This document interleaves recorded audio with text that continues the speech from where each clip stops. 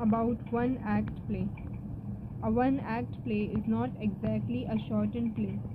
It is a complete story that has to be performed on the stage in stipulated time. It has its own feature and characteristic. The action is confined to a single place and the number of characters is limited. Simplicity of design and quick effect are its features. The prescribed one act play will help the learners to understand the following features. Plot. The plot of a one act play is limited to a single interesting episode. The plot of any piece of literature is a story that has been woven into a closely related chain of events, arranged in sequence. Aristotle says conflict is the soul of drama. We usually have conflict in a play. Modern plays of the modern play of the theater of the absurd are an exception to it. Theme. A theme is the central idea around which the plot revolves.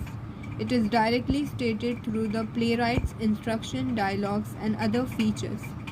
It focuses on the subject of the play. It can be implicit or explicit. There can be a number of sub-themes that portray human life.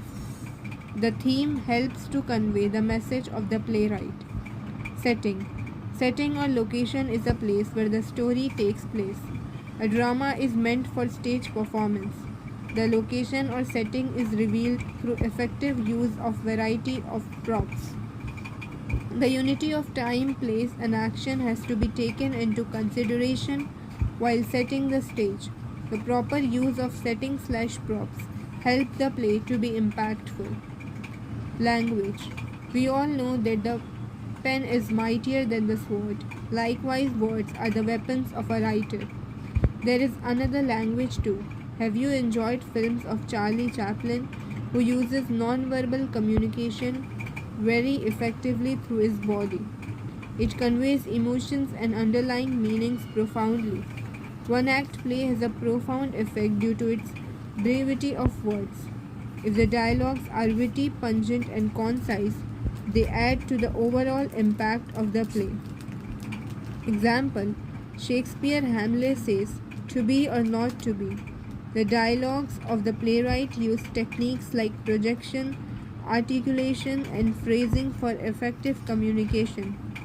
Poetic devices and figures of speech like imagery, symbolism, personification, and humor embedded in wit, pun, irony, and paradox make the dialogues extremely powerful.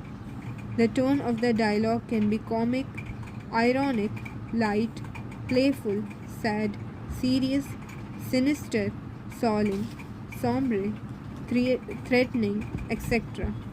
Characters. There are a limited number of characters in one act plays. There are two types of characters, main and supporting. E.M. Forster, in his Aspects of the Novel, divides characters in two types. Round, the one that develops through the experiences and evolves as a dynamic persona, and a flat character is one who remains the same throughout the story. Flat characters are also known as caricatures and recognized only through one characteristic. The story revolves around the main character or character who face a dilemma or conflict. Features of one act play. Number 1 has one or more scenes. Number 2 is concise in manner. Number 3 has a single dominant theme which produces singular effect. Number 4 treat problems of everyday life. Number 5 has a beginning, a middle, and an end. The stages are as follows. Exposition is brief introduction. Conflict, development of drama is a backbone. Climax, turning point, important point. Denouement, brief, often overlaps climax. 6th gives introduction of stage direction. 7th creates mood or atmosphere. 8 has unity of time, place, and action. 9 has simplicity of plot, concentration of action, and unity of impression. 10 has limited characters. 11 presents a question answers of which are eagerly awaited by the audience. Creativity. The course book aims not only at understanding and at studying the given genre, but also at being creative to use the feature of the same, to express feeling and ideas. Learners should try to produce the given content in their own language. They are expected to add some of their own imaginative beginnings or ends by using the features obtained from the given one-act play. It will be an aid to create the citizens having linguistic proficiency.